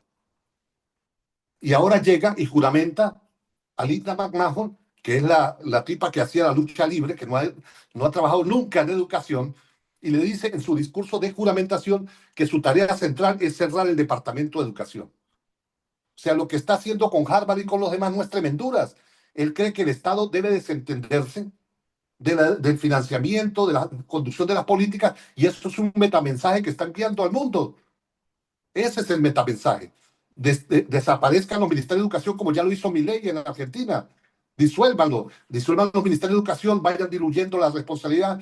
Trump lo dice más claro, el financiamiento de la educación debe ser de los municipios, de los distritos, o sea, que sea de la gente, que al final sea privatización. Lo están planteando, ese es el debate central, lo que quiere el capital hoy. ¿Y por qué? Es porque el capital siente que es un gasto, igual como siente el tema del multilateralismo, que le dedicó un tiempo enorme, pero en el caso de educación siente que no, hay conferencias tras conferencias, y ahora se alineó la UNESCO a lo que son los 5 jinetes del apocalipsis, pero el cambio no lo producen tampoco.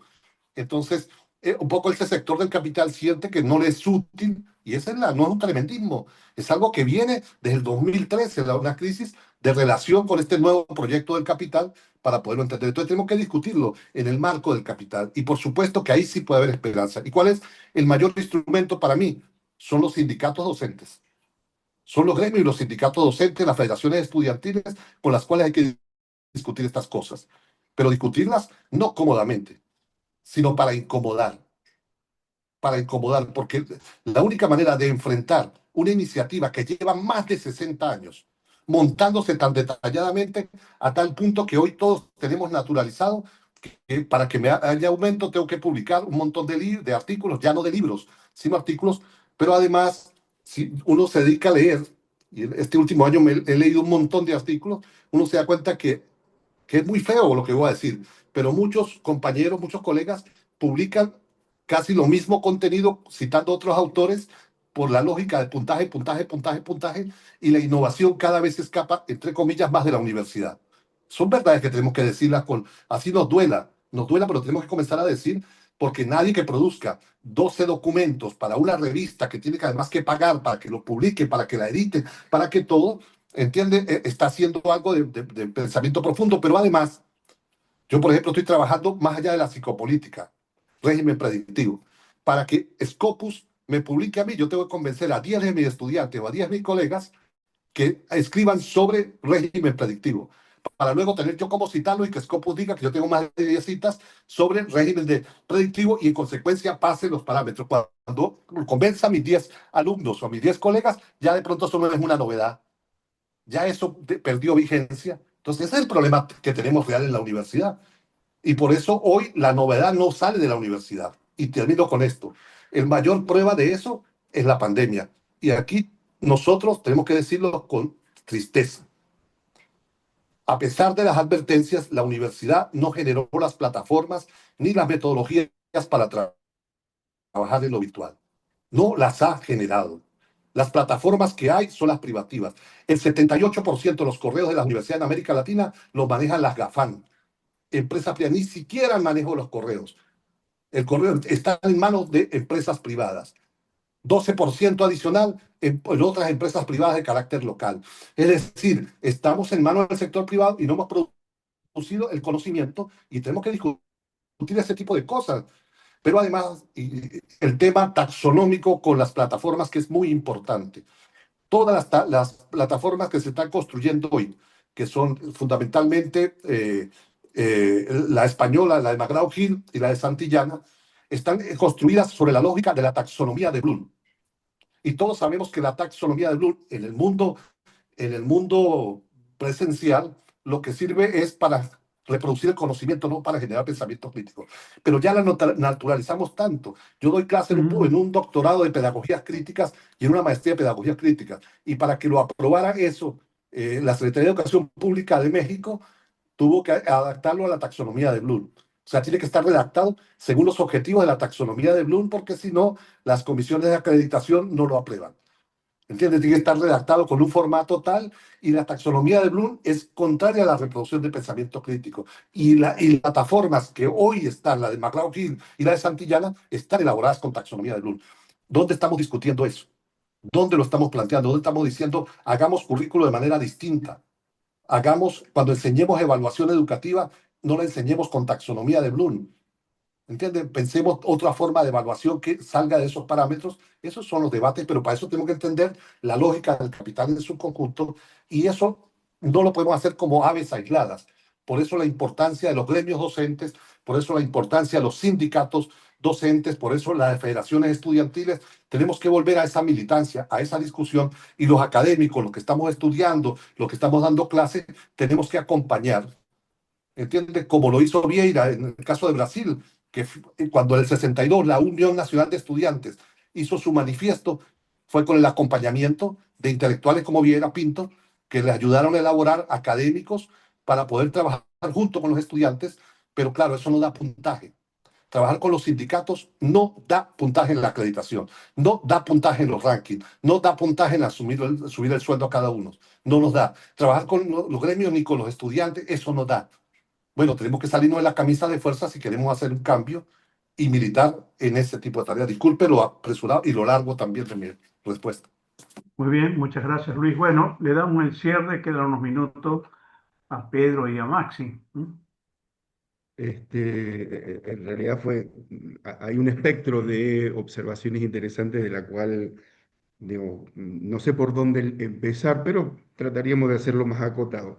En principio, me parecía interesante estas dos exposiciones que decidimos transitar, transitar de dos caminos distintos. En el caso de Luis, notaba que tramó toda su exposición a partir de los jinetes del apocalipsis, de una visión macro y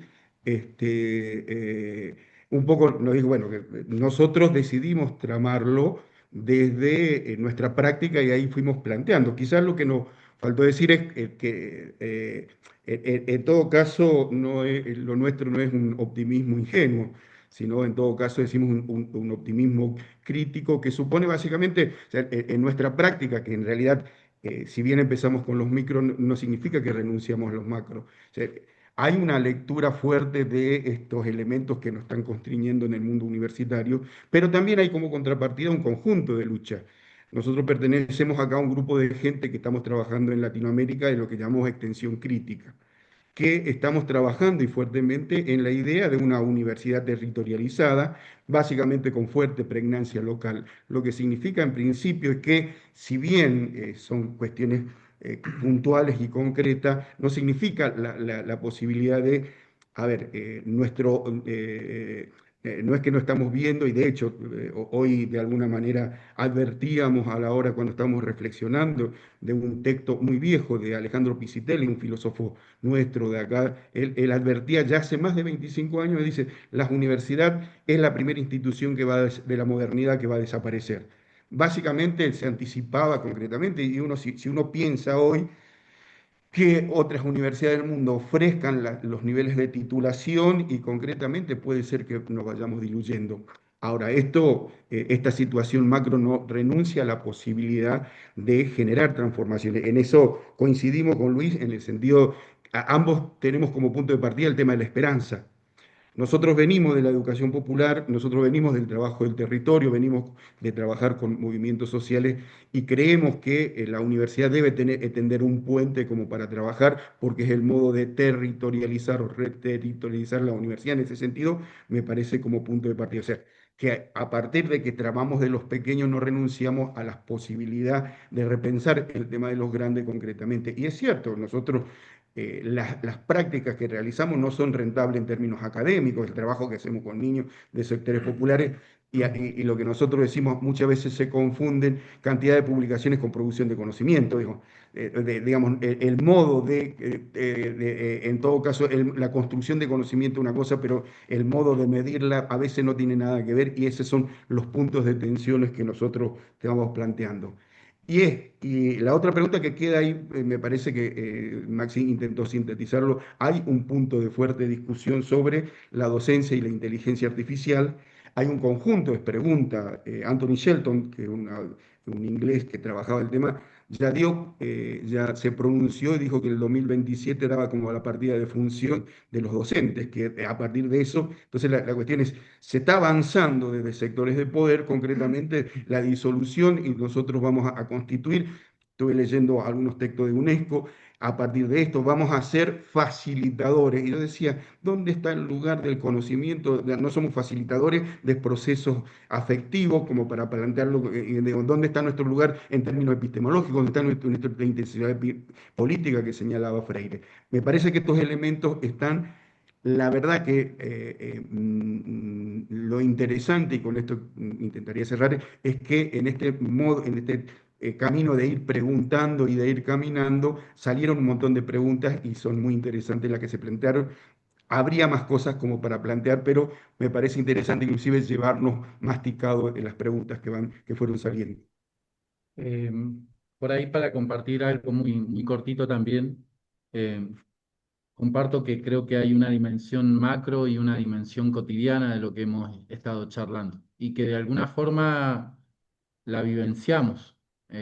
Vivenciamos lo cotidiano, lo que nos angustia y lo que nos fascina, lo que no terminamos de comprender y lo que intentamos hacer con lo que tenemos. Y hay una dimensión macro que hoy por hoy nos está poniendo condiciones de posibilidad y frente a esas lógicas hacemos nuestras prácticas, nuestros aportes, nuestras resistencias. Siempre creo que la universidad está habitada por muchas universidades, es decir, muchos grupos de personas que piensan, actúan y construyen desde esos sentidos. Em, por momentos con más esperanza, por momentos con más pesimismo, eh, pero creo que son territorios de disputa y de disputas que se tienen que pensar desde coordenadas macro, pero también desde prácticas cotidianas. Y en esas prácticas cotidianas, al menos lo que me interpela es que si no ocupamos ciertos espacios, otros los ocupan. Si no nombramos ciertas realidades, otros las nombran. Y si otros las nombran por nosotros, les dan sentido por nosotros, las construyen por nosotros, ya perdimos. Entonces, eh, este mismo espacio es una pequeña práctica de resistencia. Yo me voy con más preguntas de las que vine y creo que esa es una riqueza. Hay un montón de cosas que planteó Luis que no me las planteé antes de la charla y me las voy a plantear ahora. Y hay otras que por ahí las charlábamos antes con Pedro y que no daba para terminarlas compartiendo, eh, pero que las han compartido las compañeras y compañeros de otras latitudes que han tomado la palabra. Entonces, creo que el desafío está un poco en eso, en ir dotándole de humanidad a este mundo voraz y vertiginoso. Creo que muy vertiginoso y esa es una de las características especiales de esta actualidad. Y el desafío estará en no perder de vista lo macro mientras hacemos algo en lo cotidiano. Al menos es lo que pienso de este encuentro. Bueno, muchas gracias. Esto da para una segunda temporada. Seguramente vamos a estar pensando en un próximo encuentro. Así que bueno, por cuestiones de tiempo, Ernesto, te paso la palabra para que cerremos con algunas comunicaciones. Gracias. Sí, antes Sí, que nada, yo solo quería un minuto. eso iba a decir, si Luis o Pedro, alguien quiera cerrar, Solo que ratifico que con Enrique voy a compartir 12 textos la próxima semana. Es una serie para quienes quieran atormentarse. Es las políticas de internacionalización y cómo se expresan en la universidad hoy. Y con el objetivo también que las rayen y que escriban. Ahí va a haber un correo para que lo compartan. Son 13 documentos de trabajo, 12 documentos de trabajo para... Lo comparto con Enrique. Bueno, muchas gracias, Luis. Realmente un agradecimiento a Pedro, a Maximiliano y a Luis por el tiempo que se tomaron para producir lo que nos compartieron acá y obviamente a los más de 40, casi 50 personas que se han conectado, que es un excelente número para hacer un lunes a las 20 horas. Yo estoy para intervenir a modo de avisos parroquiales, pero conectado con un poco lo que decía Maximiliano respecto a este espacio, que es parte del centro, parte de la especialización, y un poco también, no el reclamo, pero sino la propuesta de Luis, que era la idea de una producción intelectual de izquierda, crítica, necesaria. En ese sentido, un poco creo que cobra sentido estos lunes a las 20 horas. En ese sentido, próximamente, el 29 de septiembre, invitarlas a todos a que se vuelvan a conectar. Va a haber otra instancia que creo que viene muy bien en relación a lo que hoy se ha expuesto, porque de alguna manera el tema de la digitalización, la plataformización, la inteligencia artificial recorre varios campos de la vida, y el 29 de septiembre vamos a estar en una charla en la cual la vamos a compartir con 3 compañeros, compañeras mexicanos, que está titulada como Los cambios en las relaciones laborales y el empleo en América Latina, los retos para la resistencia en un contexto de transición y crisis civilizatoria, que probablemente transite varias de las cuestiones que hoy se han planteado, que van a estar participando, decía, 3 compañeros, compañeras, la doctora Silvina Andrea Figueroa Delgado, que es de la Universidad Autónoma de Zacatecas, de México, el doctor Andrés Ramos Reyes, que es de la Metropolitana de México, y el doctor Germán Sánchez Daza, que también es de la Universidad Autónoma de Puebla, también de México. Son 3 compañeros, compañeras que van a estar de alguna manera convidándonos respecto a el mundo del trabajo en este contexto que hoy un poco lo hemos estado anticipando desde el campo de la educación, y más adelante en otra fecha pensamos retomar o continuar con el tema de la digitalización, la inteligencia artificial en el campo de la cultura, más específicamente dentro de las industrias culturales. Así que creo que es un tema que un poco como lo venimos discutiendo, es necesario ir retomando, escuchándonos y ir generando alguna producción o alguna construcción intelectual al respecto. Así que esos eran los avisos, así que para que Enrique y Bambina no me reten, el 29 de septiembre a las 20 horas nos vamos a volver a encontrar aquí en este espacio del Centro de Pensamiento Crítico Pedro Paz y de la especialización. Muchísimas gracias, Luis, Maxi, una vez más, Pedro, gracias a todos por los que estuvieron conectados. Sí.